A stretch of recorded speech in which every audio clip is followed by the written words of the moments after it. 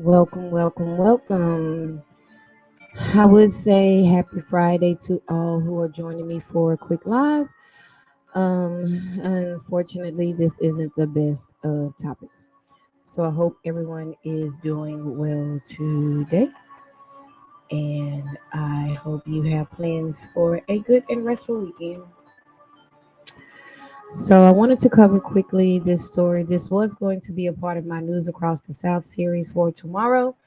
But I did feel like this particular topic really did need its own presentation. So we are going to go ahead and discuss the unfortunate case and the loss of Airman Roger Fortson.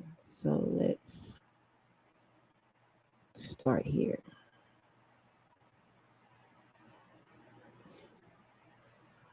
If you haven't heard about the case, Last 2 hours, a Florida sheriff responding to a Metro Atlanta family's concerns over the death of their son. Last week, a deputy in Florida shot and killed 23-year-old Roger Fortson, a graduate of McNair High School in DeKalb County and senior airman with the United States Air Force. Yeah, the sheriff's office says a deputy was responding to a disturbance call there. Love Live's Grace King joining us in studio this afternoon to share what we've learned here, Grace. The Okaloosa County Sheriff held a brief press conference late this afternoon where he played the body camera video and explained what they can at this point. He says there haven't been any so what they're about to show is the body camera footage. Fair warning, if you do not want to see the actual footage, I totally respect that. I'm probably only playing this as a part of the educational and informational value of what happened in this situation, and it goes directly to the title. The cop did not act alone. The cop did not act alone. decisions as to whether the deputy's actions were justified or not. Friday, an Okaloosa County Sheriff's deputy knocking on Roger Fortson's door and identifying himself.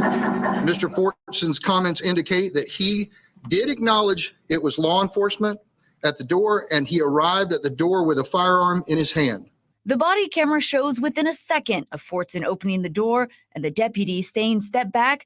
The deputy opened fire, killing the senior airman. They see him with his legally registered gun.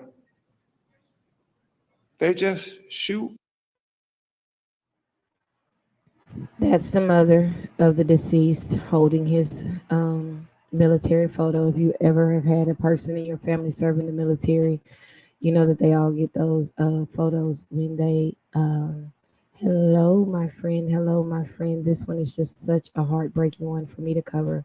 So I couldn't have it with the rest of the news that we were going to cover for the week. This one deserved its own special. And we're actually going to go into why law enforcement is so problematic, why these cops are so hard to get rid of, and why the Karen played such a huge role in why this poor man lost his life.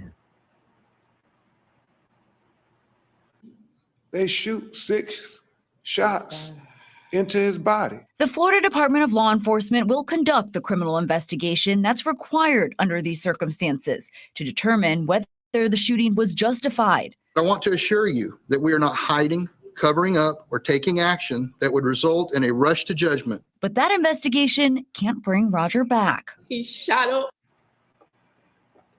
Not to be derogatory, y'all, but it's Florida. It's Florida.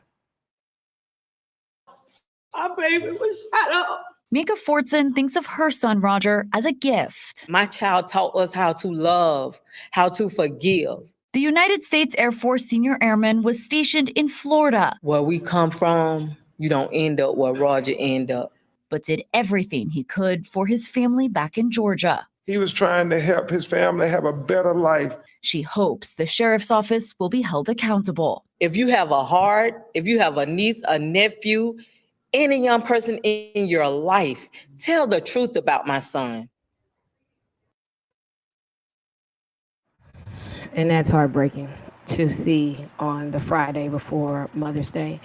But if you think that this is just a new problem, let me take you here from Florida. So not as to pick on Florida, which I totally could all day, every day. Let's go up to Detroit. Here we go.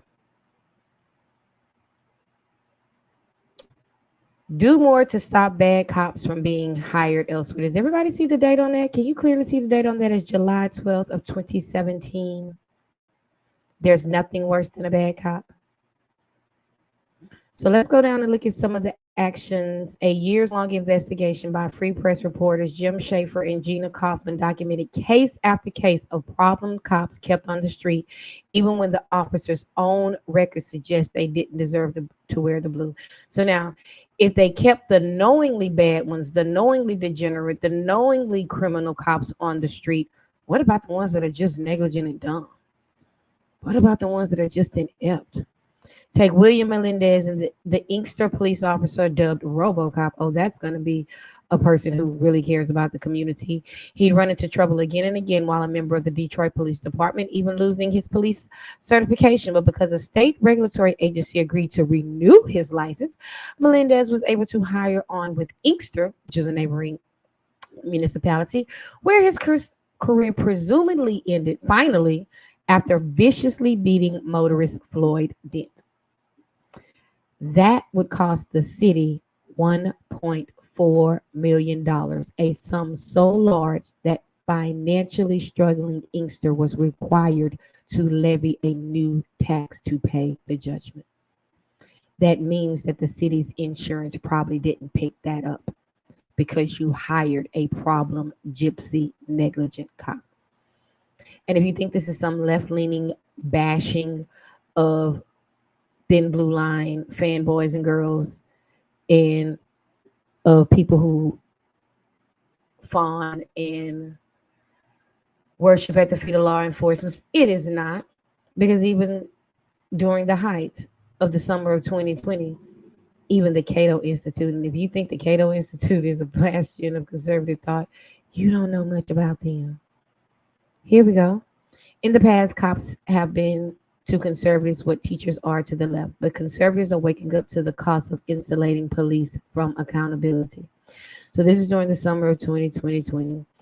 And so he goes on to bemoan and complain about teachers' unions. Does that sound like a progressive or leftist ideology? Thankfully, teacher unions have been declining in popularity. So he gets his little dig in at the teachers' unions. But he does attempt to step his tippy toe into the problem with the police. Like many things, abusive police tend to follow some version of the 80-20 rule. 20% of the officers account for 80% of the complaints of misconduct. In some jurisdictions, it might be closer to 90-10. According to the University of Chicago law professor Craig Futterman, in Chicago, more than 80% of officers have fewer than 4 complaints for the bulk of their entire career, but a small number have accumulated more than 50 in 5 years, and they haven't been disciplined. And 100%, the reason why these people are allowed to completely go without accountability is the police unions on the cop side. But the Karen side plays a very important role in why those police unions are able to go to elected officials. That's your city leaders, your city managers, your city boards, your commissioners, your county commissioners. You're talking about your county, your locals, your state representatives. It's a reason why the politicians are so quick to give police unions whatever the hell they want.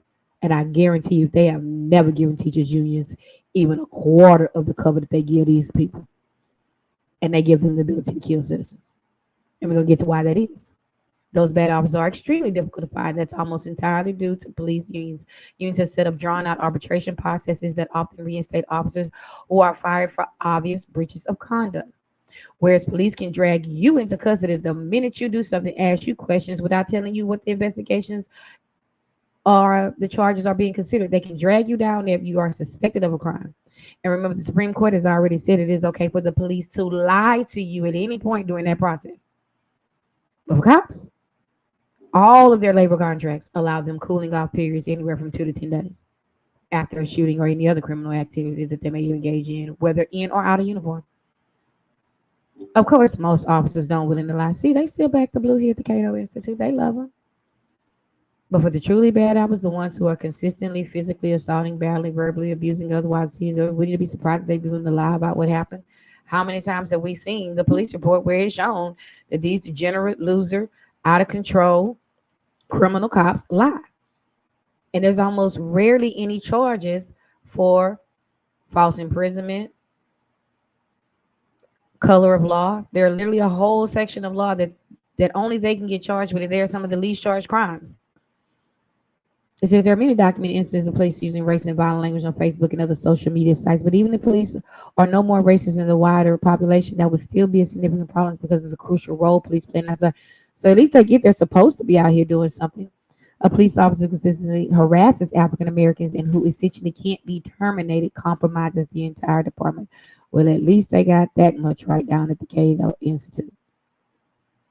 Of course, they do want to say, sometimes, we do need to leave leeway for the vast majority of officers to do their job honestly and well.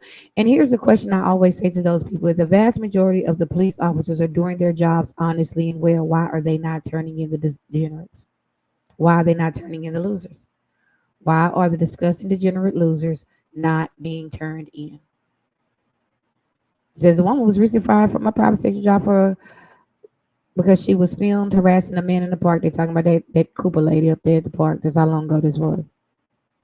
Police unions are the reasons that cops can do virtually anything, both personally or under the color of law while in uniform. But it's not just us. We're not the only ones. Even citizens are trying to do something about it. Here we go. Policing in Buffalo, New York. Let's skip on over to Buffalo. Buffalo's mayor and police commissioner grumbled they lack sufficient power to discipline bad cops due to contract with the city's police union. And they may have gone so far as to give all the power away. I think any chief executive that's running a department would like to have managerial ability to run a department. That's not the contractual language that was laid out well before my time. The arbitrator's decisions, the independent arbitrator's decision and finding is final in a disciplinary matter. Who does that? There is no Fortune 5 company on the planet that would allow an outside entity to decide who does or doesn't stay at their company. They gave away something they didn't have to. Says an attorney who represents Martin Gunner, who suffered a fractured skull when police pushed him during a June 2020 demonstration in front of City Hall. The state's highest court 3 times since 2006 has ruled that disciplinary procedures aren't controlled by union contracts, including in cities where charters assign authority to police commissioners. In a 2021 study, the Partnership for the Public Good, a local nonprofit, cited state court of appeals rulings and quoted Buffalo's charter. The police commissioner shall be charged with the power and duty of governing and disciplining the department and the members of the police force and all subordinates and employees of the department. The city partnership argued it had an untapped power to discipline officers outside the boundaries of the collective bargaining. Brown has rejected the partnership's position. Basically, we don't agree with this policy brief. We don't believe that the partnership for the public good is correct. The city has chosen not to wield power that it could wield. So why is the city so comfortable not firing these bad cops?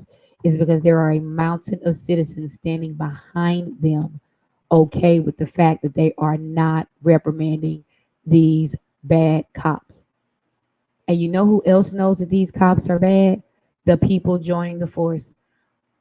Don't believe me? Here we go. Whatever you do, don't date cops. This is from November of 2008. And this kind of brings us back to the bear versus man conversation. So here she is, nice young woman, decides she wants to be in law enforcement. The one thing I hear from people when they find out I'm in the process is, now this is from a police officer forum. These people talking to each other. This is not even a conversation amongst us. What I want to know is what in the world are you guys doing to make them say these things? Ha ha ha, girl, you will find out when your field training officer or some sergeant gets too drunk at one of y'all Christmas parties. You'll find out. I hear they're crazy cheaters, wife beaters, liars. The Supreme Court has already said it's legal to lie. How could you be surprised if it's liars? Too effed up from dealing with the worst of the worst. The list goes on and on. I personally don't know any cops willing enough to judge these things. That's why you decide to join the force. I was just wondering what the heck am I getting into, girl? They supposed to tell you. And supposing there are a few bad apples, this is from 2008. They still giving us, it's 2024.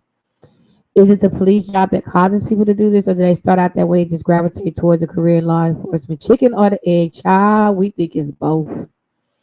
I've been dying to ask. I don't understand, Ruben. I'm just curious. Here we go. You are correct. Sleep with us, but don't date us. What are you guys doing to make them say these things? You are correct. Sleep with us, but don't date us. All I can say is I dated a few cops back in the day, but ended up marrying someone not in law enforcement. I wonder why. You gotta get positive and negative comments about, but you gotta make up your own mind. Hashtag blink twice, girl, if you need help. I thought it was okay to date them, but not to marry them. Wow. And so here's somebody actually trying to be legitimately in answering this poor lady's question. If you're a woman just getting into this job, do not date your fellow officers. You'll get a rep and you'll get a bad rep, I guess. It's okay for them to whore around, not you. Someone always finds out and they are not nice about it. Even if you are kicking butts and taking names, your promotion was because you effed your way up the chain. Then again, someone that wanted the position you got will probably allege that anyway. So when they wanted to know, what are you guys doing to make them say these things? This job isn't the kindest to women, heterosexual ones in that regard. I don't know about the homosexual ones. They may get a lot of grief from citizens from time to time. I dated my first cop about 7 years ago.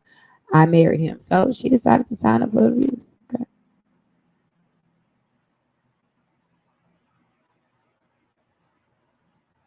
I will say that the job does attract a certain type. That combined with long periods away from home, there's a reason the divorce rate among LEO is 85%. Mm-mm-mm. So, would you like to know why it is so hard to get rid of these people? Why the Karen played such an important role in what is taking place with our gone brother, Roger Fortson. Let's go over to the Real News Network, where there is an interview with an author who wrote a book called Shielded: How the Police Became Untouchable.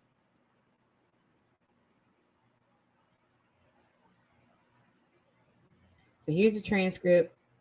It says the police in the U.S., through a series of Supreme Court decisions as well as policies enacted by state and local governments, have become largely immune from prosecution even when they commit serious felonies such as murder.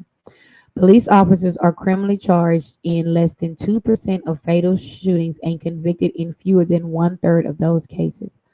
When officers injure but do not kill, they are even less likely to be prosecuted. Police in America are virtually omnipotent, prosecuted in a handful of profile cases that receive national attention, but otherwise are free to engage in lawless behavior, especially in poor communities. So, there are a myriad of ways. The law professor goes on to talk about how citizens have been stripped of their protections from police abuse, how police are not held accountable, how this has both been codified in law and through Supreme Court decisions. I will drop the link for this one as well in the chat for anybody who is interested in getting a little bit more information on why it is like that. So it says they enacted what was known as Section 1983 for its place in the U.S. Code, but at the time it was referred to as the Ku Klux Klan Act. And very soon after Section 1983 became law, decisions by the Supreme Court and Congress made Section 1983 and other Reconstruction era acts lose much of their power. It wasn't until 1961 when the Supreme Court first recognized that Section 1983 could be used to sue police officers in the case called Monroe versus Pap.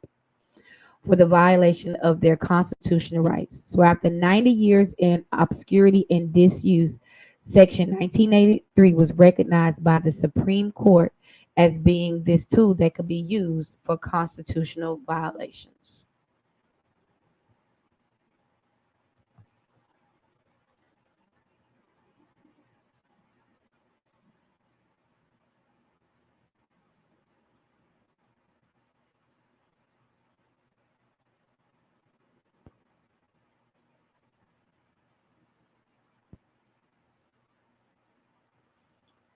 So let's look at what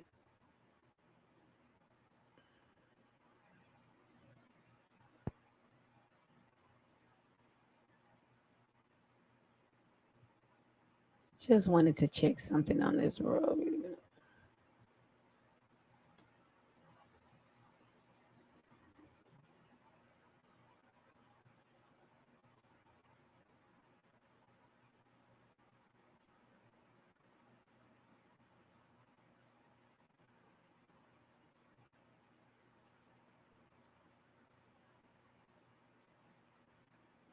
So Monroe v. Pap is a Supreme Court decision that basically says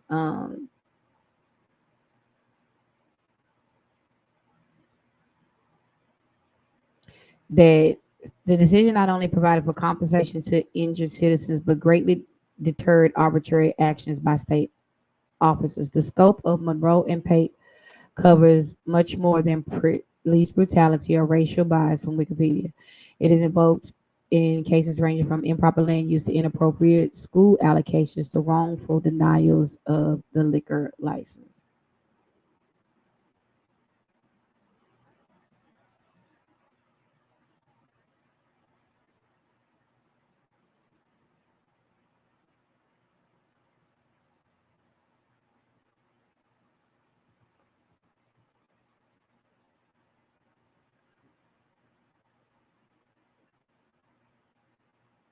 So that's what happened in Monroe v. Pap. And I think there was only one person that dissented in this one.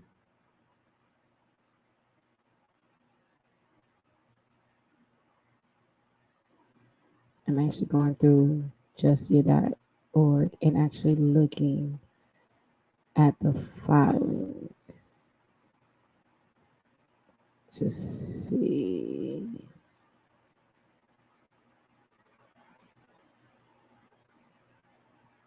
Because if you ever go to Supreme Court filings, one of the more interesting areas, if you ever wanted to do actual research on the topic, people say, I did my own research. Did you actually go to the footnotes? Did you go to the footnotes? Because if you go down to the actual footnotes in any Supreme Court filing, you will actually see all the different citations across all the different jurisdictions where applicable law has either been made or dissented, and they are actually quite informative if you actually want to quote unquote do your own research. Now, some people like to do their own research by, pretending to do their own research, but overall,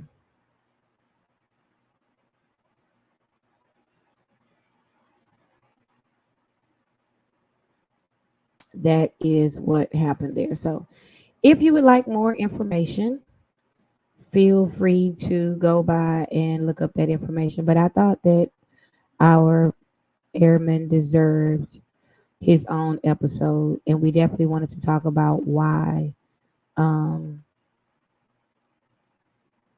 Karen and the cop go hand in hand in the loss of Airman Roger Fortson. Because without that Karen, without the societal capital that she carries, that her word was unquestioned and unvarnished, and his presence in his own space was not only immediately questioned and deemed threatening enough to take his life, is why you can't get rid of bad cops. That Karen pressure on city councils and state councils, that Moms of Liberty energy, that Daughters of the American Revolution energy is why we can't get rid of killer cops. because there will always be some well-meaning, allegedly, clearly not confirmed, do-good citizen that will simply use their societal power and position to punish someone else's very existence. So unfortunately, ladies and gentlemen, today just wasn't a particularly happy topic. I wish it would have been. But as I tell you, every time we do get a chance to meet, this was a little bit longer. I do so apologize because I did kind of want to take some time to look up some things to really get a full understanding of why law enforcement keeps having the privilege, the power, the capacity, and ultimately the societal path to keep engaging in such harmful and destructive behavior. And you could spend a PhD program and still not have even probably scratched the surface on all the ways that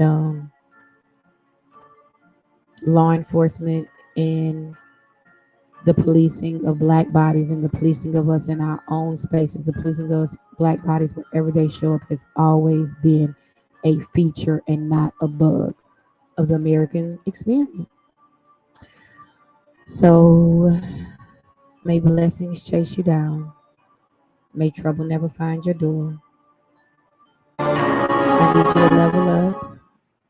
I need you to level up because there is power and purpose within you that the community will need, and make space and give grace because clearly there are a lot of people out here hurting. And there are definitely some moms that are going to be missing their kids this Mother Day. And to all my mothers out there who may catch it on the replay sometime over the weekend, I wish you a day filled with love, appreciation, joy, and all the flowers while you can still smell them. Stay safe.